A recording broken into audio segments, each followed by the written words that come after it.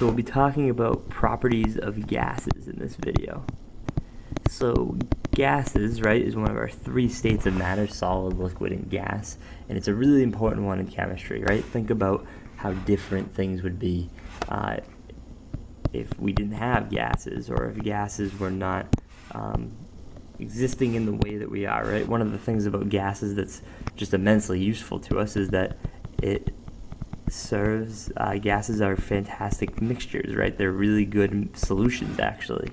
So think about that, right? If all of the air is a solution, the air that we breathe is made up of a whole bunch of different gases: oxygen, hydrogen, helium, nitrogen. There's all this stuff in there.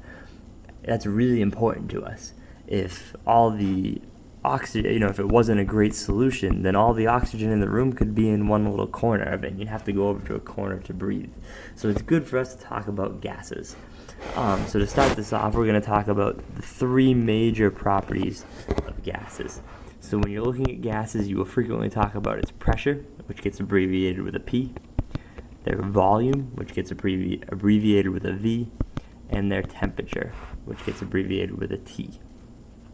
So we're going to kind of go through each one in just a few minutes here. We'll also a lot of times talk about amounts of gases. To talk about amounts, we're going to use our old standby moles. But we at this point, we pretty much understand moles pretty well. We don't need to go over that one in quite as much detail. So let's start with pressure. So when you're talking about pressure, right, first thing to think about is that pressure, and the physicists will tell you, that pressure is equal to the force divided by the area, right? So think about what that means, and it's kind of it makes a lot of sense when you think about it. So if I am, walking down the hallway and I accidentally step on your foot, I'm going to apply a certain amount of force spread over the area of my shoe, and it might be a little bit uncomfortable, but it's not going to be too bad, right? It's just it's the force that I'm applying by stepping on your foot might be decent, but it's spread out over the whole area of my shoe.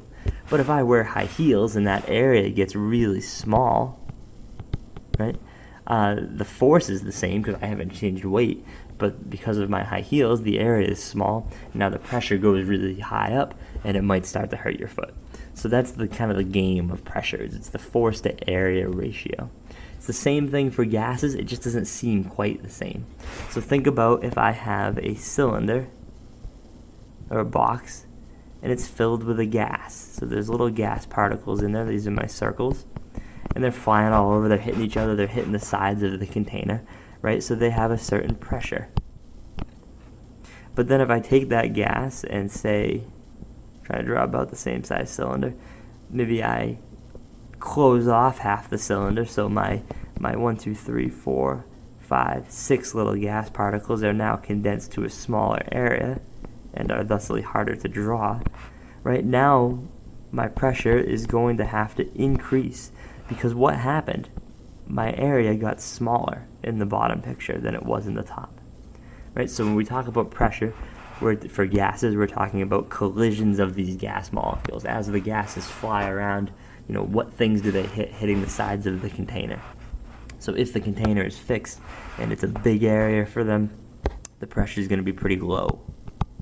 But if the container gets condensed or shrunk, or the area is small, the pressure gets higher, right? So think about that. Pressure is the force to area ratio. All right, the next thing we're going to talk about, our second property of gases, is volume. So think about the volume of the gas as the space it occupies. Right, just like volume is for any other situation. So if you haven't picked it up, these two are going to they're all going to end up being linked, but these two are very much linked, right? Because this down here, the volume is less. So the area is less. On the top picture, the volume is more. But we'll get into that on another day. So volume of a gas is just how much space it occupies. This is typically adjustable if you're in some kind of a container with like a piston that you can drop. Right, this is my best drawing. And I can move that up or down to condense my gas and bring it closer or further apart. We can also talk about the volume of a balloon.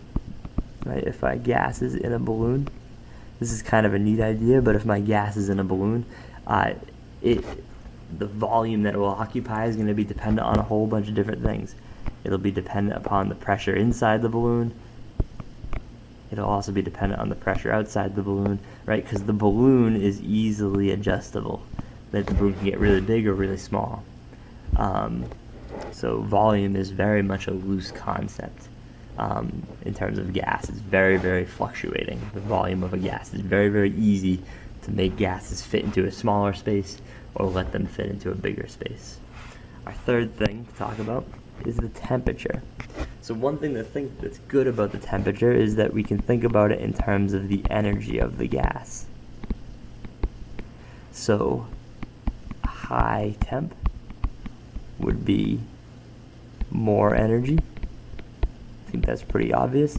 And low temperature would be less energy.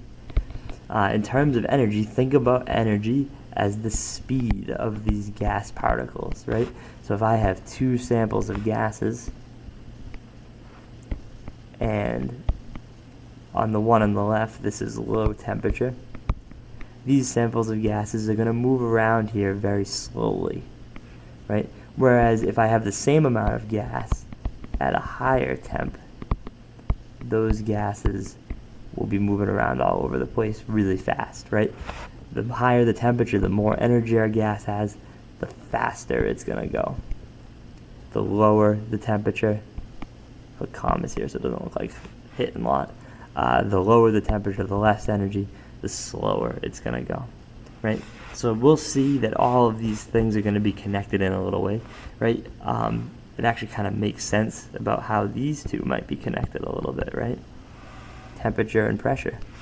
We talked about how pressure is, these particles hitting the walls of their container, and how at higher temperatures we move faster. Well, if we move faster, we're going to hit the walls of the container more.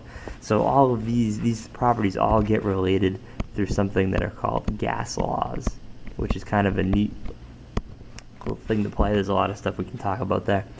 So that's going to come in another video.